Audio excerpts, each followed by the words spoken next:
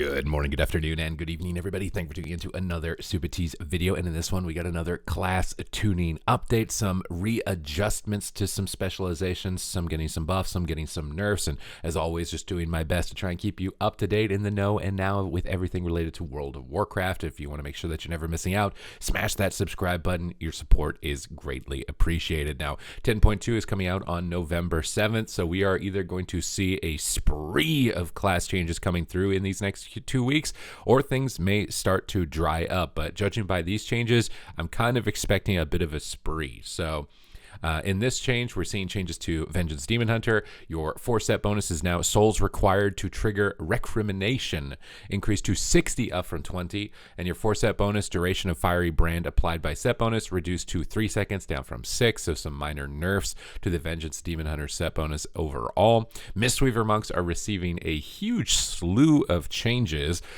Thankfully, some of them are not going to be happening in PvP because I think they would be a problem. Blackout kick damage increased by 15%. But will not be in PvP.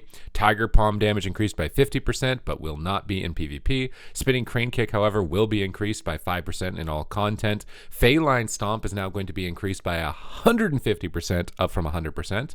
And Ancient Teachings of the Monastery may now stack up to 4 times, up from 3.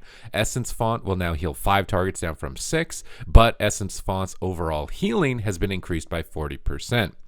So they're focusing a lot on Essence Font.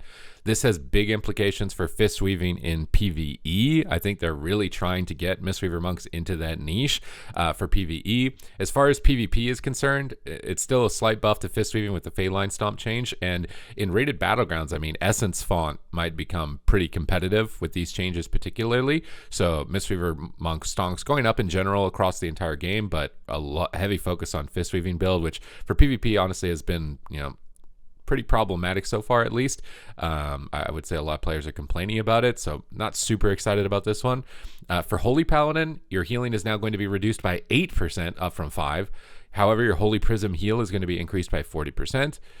But now Blessing of Sacrifice is only going to split 20% of the damage, down from 30. So you're probably likely to die through sacrifice, being only 20%. This is like the biggest nerf that I've seen so far on this round of changes. So Holy Paladin stonks definitely going down even more. They were already kind of going down at this point, so you're definitely getting heavily targeted because of PvE. We haven't seen any PvP specific other than compensating for PvE changes. To me, these are all changes aimed at trying to make the Race to World First raid as competitive as possible, I would imagine, and possibly open up more specializations to Mythic Plus, as that's been problematic.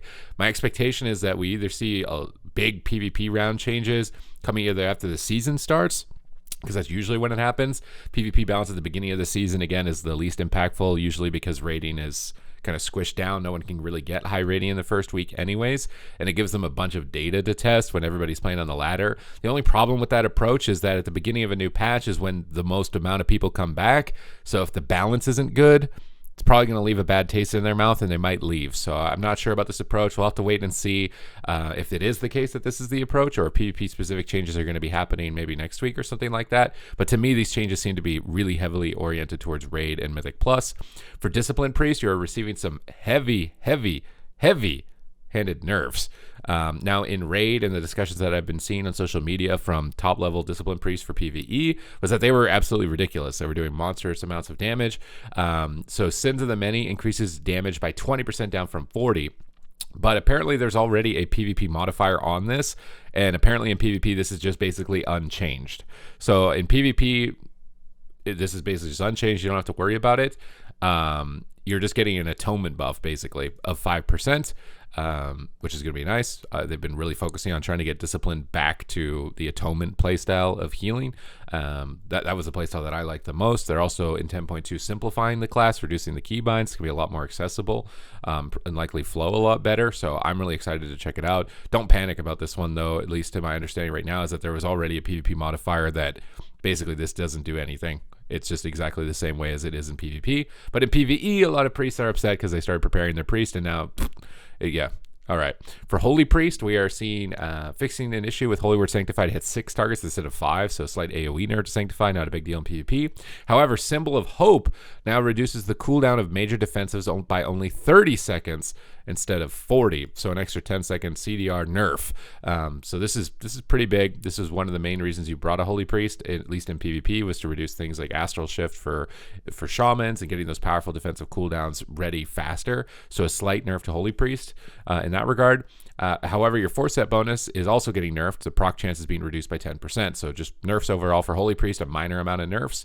For Shadow Priest, we're seeing significant buffs, but not all of these are going to be applied in PvP.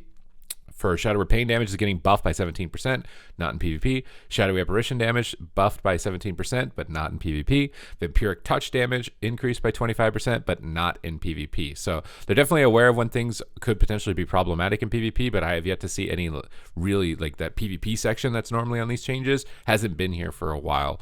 However, your 4-set bonus, this will be in PvP, is now going to increase the initial damage of your next cast of Shadow Pain by 225%, up from 200%. So a little minor amount of damage increase for Shadow from when it comes to PvP, and likely these buffs are to compensate for what I would assume was heavy-handed nerfs due to Shadow's, viability of Mythic Plus for quite a long time. So this is probably compensating for going a little bit too far in the other direction. For Restoration Shamans, we are seeing all healing increased by 3%. I don't know how much that's really going to help you, but 3% healing. For your 4-set bonus, now increases the healing of Riptide by 25%, up from 20, and has a 6% chance to create a new Riptide, up from 5%. Okay, so there's a 1% higher chance. 1% higher chance. A very small amount of changes for Resto Shaman. Do note that Resto Shaman, historically, when it's been its most powerful, was when Riptide was one of its strongest heals. However, at that time, they also had a Azerite armor bonus that was something like when you're in Ghost Wolf, you heal for a ridiculous amount. Basically, it made you completely unkillable when you were in Ghost Wolf form. You're pretty tough to kill for 99% of the classes in the game. There's some classes that run Resto Shaman over right away, like Rep Paladin and Frost Decay, but most classes would struggle to kill Resto Shaman. So these Riptide buffs could put you in a decent spot. From what I've seen so far from PvE creators, though, is that they're saying that Resto Shaman is like you play it for fun with your friends. It's nothing to take seriously or competitively, which is maybe a good thing in PvP, because it might mean that you're just going to keep getting buffs moving into the future. That's kind of the best thing that you can hope. And it's kind of at this point that normally there would be a PvP specific section. So to me, this is just telling me that they're just trying to get the Race to World first when the raid comes out as balanced as possible. There's also going to be a raid feature at BlizzCon, kind of a sneak peek of the raid. So they want it likely to be as displayable as possible. So hopefully we'll get these PvP changes happening as soon as we can, because again, this is when the most amount of people come back to the patch. I'm really hoping that we can get the best reception possible, because at the moment it looks like it's basically an entirely new expansion. I've been making videos checking out what is going to be looking the most powerful as the tuning is right now. You can check out those videos. I'll have them linked at the end of this one. And it's really just feels like a new expansion, just a huge volume of changes, so also massive. Every class has some crazy stuff except Outlaw Rogue and probably Frost Decay here. Those two guys you're probably going to want to avoid. But other than that, this is the update. Hope you guys enjoyed it. Thumbs up the video, comment down below with your thoughts. What do you think about the direction of 10.2? Is it going the way that you would like? And other than that, I will see you in the next video.